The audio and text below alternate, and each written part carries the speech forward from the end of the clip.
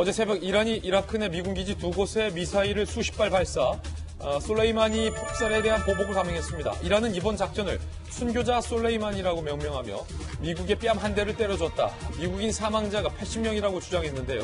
전 세계가 이번 보복 공격에 대한 파장을 예의주시한 가운데 트럼프 대통령은 단 한 명의 사상자도 없다며 괜찮다고 밝혔는데 트럼프 대통령의 발언 직접 들어보시죠.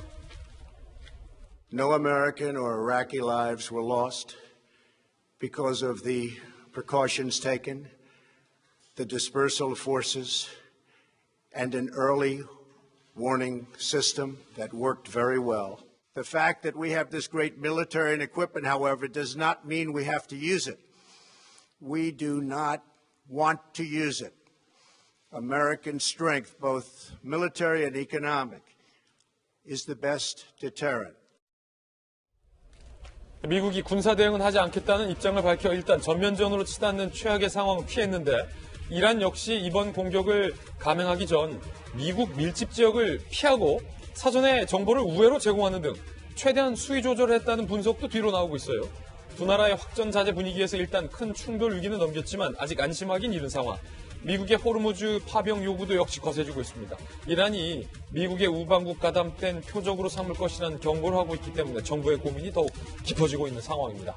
이거 문제가 좀 심각해지고 있는데 김영주 의원님, 그래도 이란이 예상을 깨고 이 미사일 공격을 감행을 해서 사실 전 세계가 깜짝 놀랐잖아요. 그렇습니다. 이제 보복을 했는데 사실은 이것은 국내 정치용일 가능성이 굉장히 많습니다. 그런가요? 왜냐하면 이미 이라크를 통해서 내밀하게 어느 지역에 어떤 시점에 공격할 것인가를 얘기를 했고 그게 자연스럽게 아마 이스라엘 모사드라든지 미국의 정보기관을 통해서 미국에 전달됐을 가능성이 있고 이란이 그걸 알고서 이제 정보를 리크했다 이거군요. 네. 그런 상황에서 정말 이제 미국인의 피해가 최소화됐지만 이란은 아시다시피 국외적 정보가 매우 통제되는 국가입니다. 그렇기 때문에 80명이 죽었다 이렇게 하면서 사실은 이번에 말하자면 솔레이마니 그 장례식 때 많은 사람이 운집하는 상황에 불행한 사태도 있지 않았습니까? 이제 그런 부분에 대해 국민들이 폭발하는 부분을 일정 정도 그렇게 해소하는 부분도 분명히 있고 다른 한편으로 어쨌든 그 다음 순간에 다음 스텝은 더 강하게 할 수 있다는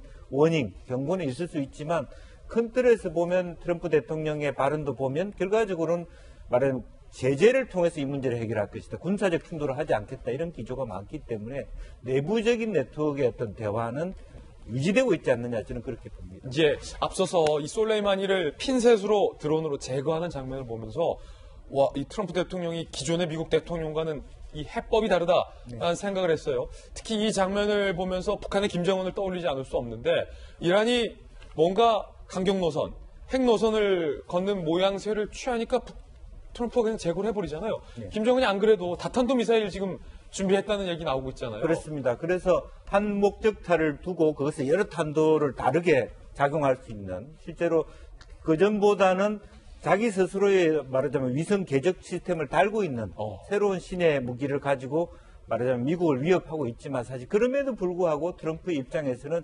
끝까지 하기 어렵다는 측면에서 또 하나의 어떤 그 일타 쌍피죠. 이란과 북한을 다시 둘 다 견제할 수 있는 용도로 사용했던 것 같고 그런 부분에 있어서 이란도 그렇고 북한도 그렇고 맞대응하기는 어렵다고 미국도 보고 있는 것 같습니다. 이게 김영주 의원님 또 그쪽 국가들 잘 아시니까 이 기술적으로 상당히 굉장히 뭔가 위험한 하지만 기술적으로 굉장히 발전한 기술이라면서요. 이렇게 로켓 한 대가 날아가다가 이 공중에서 그 안에 탄두가 열리면서 기존에는 한 로켓 한 탄두였는데 그 안에 뭐 3개, 4개, 2개 탄두가 여러 개 달려 있어서 원하는 곳에 공시다발적으로 이제 만약에 그게 핵미사일이면은 아니 그전에도 다탄두는 있었지만 예. 그 자체적으로 각각이 하지는 않았거든요. 그러니까 일정 정도 범위 내에서 흩어지는 그런 탄도미사일 다탄두는 있었습니다. 근데 이번에 공개한 것은 그 안에 각각이 서로의 목표를 다르게 작동하는 시스템이 달렸다는 것이 더 업그레이드 된 것인데요. 나름대로 그 전에 보면 우크라이나 기술자들이 많이 들어간 것이 사실이거든요. 2014년. 그러니까 구소련의 과학자들, 핵탄두 기술자들이 사실은 들어갔다라고 봐야 되는 것이죠. 예, 김영주 의원께 소련 전문가시기 때문에 이 부분에 대해서 한번 궁금한 걸 여쭤봤습니다.